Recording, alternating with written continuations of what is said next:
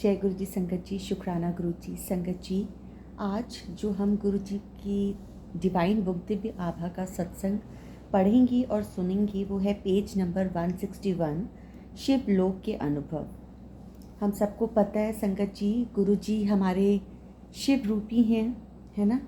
शिव जी के अवतार हैं और अगर हम शिव महापुराण पढ़ते हैं तो उसमें भी बहुत खूबसूरती तरीके से लिखा गया है। ये उसमें बहुत प्यारी तरीके से हम पढ़ते हैं कि भगवान सब स्थानों पे तो उपस्थित नहीं हो सकते और शिव जी मनुष्य का रूप धारण करके अपनी संगत का कल्याण करने के लिए उन्होंने शिव जी ने मनुष्य रूप का चोला धारण किया और वह धरती पर आए। धरती पे आके उन्होंने अपनी संगत का, अपने भक्तों का कल्याण किया।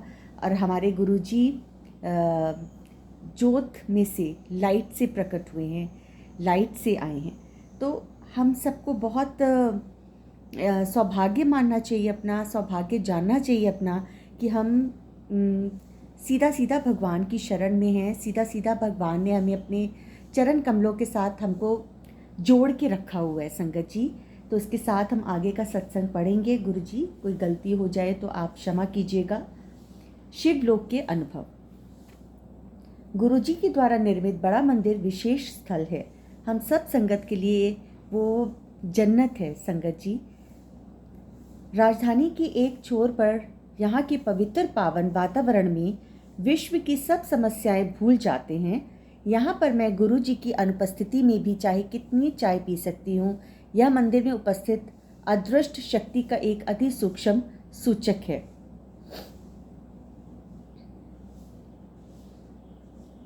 भले ही किसी को यहाँ पर अपने अनुभव पर विश्वास नहीं हो, मुझे यहाँ पर सदा एक अलौकिक शक्ति की उपस्थिति का आभास होता है संगत जी। गुरु जी अपने फिजिकल फॉर्म में ना होकर भी वो प्रकट रहते हैं, वहाँ पे उपस्थित रहते हैं और वो अपनी संगत को टाइम टू टाइम इस चीज़ का फील भी, उस चीज़ को अनुभव करवाते हैं कि वो वहाँ पे हैं।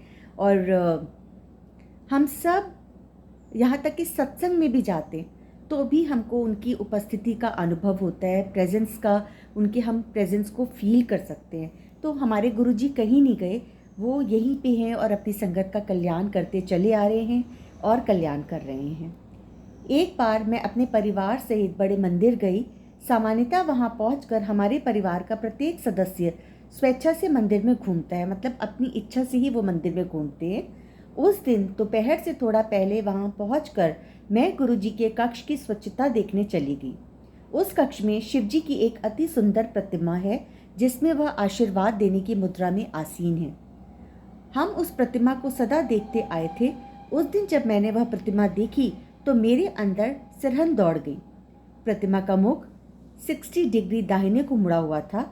मैंने मंदिर में सब उपस्थित लोगों को यह दिखलाया और यह देखकर सब मेरी तरह ही अचंभित हो गए और आश्चर्यचकित हो गए। आश्चर्यजनक रूप से जैसे जैसे दिन बीता गया, मुख अपनी सामान्य स्थिति में आता गया और शाम होते होते उसने पुनः सामने की मुद्रा ले ली थी।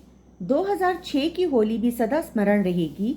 उस दिन प्रातः जब हम मंदिर में पहुंचे तो प्रत्येक ने कोई सेवा करनी आरंभ कर दी थी। मैं अपनी पड़ोसन संगीता को साथ हॉल में स्थित शिव प्रतिमा को चमकाने में लग गई। प्रतिमा को साफ करने के लिए ब्रासों रगड़ने के पश्चात संगीता को उसे एक अन्य कपड़े से चमकाना था। मैं ऊपरी भाग साफ कर चुकी थी और उस पर उसने मुझे दिखाया कि शिवजी के गले में लिपटे हुए नाग के बीच में रंग लगा हुआ है। क्योंकि मैं उस भाग को साफ कर चुकी थी, मैंने उसे पुनः ध्यान से देखा। वहाँ पर रंग वास्तव में था। मैंने मंदिर में सब उपस्थित लोगों को इस चमत्कार का दर्शन करने के लिए बुलाया।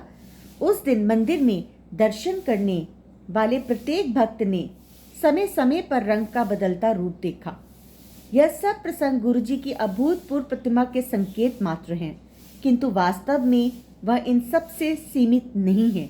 उनकी अपार क्षमता हम साधारण मानव के लिए समझ पाना सहज नहीं है। हाथ जोड़कर नतमस्तक होकर मैं आभार प्रकट करती हूँ और उनसे विनम्र निवेदन करती हूँ कि पूरी संगत पर सदा अपनी कृपा बनाए रखें। जय गुरु जी, शुक्राना गुरु जी। संगत जी, गुरु जी की कृपा, गुरु जी की महिमा अपरंपार है। हम उनकी महिमा और उनकी कृपा को अपने शब्दों में बयान नहीं कर सकते। गुरु जी अपनी संगत का कल्याण कब से करते चले आ रहे हैं, कब से करते चले आ रहे हैं और आज भी कर रहे हैं और आगे भी करते रहेंगे। तो हम हाथ जोड़ के गुरु महाराज से प्रार्थना करते हैं कि आप अपनी संगत का इसी तरीके से कल्याण करते रहें और हमें अपने चरण कमलों के साथ जोड़ के रखें। जय गुरु जी, शुक्राना गुरु जी।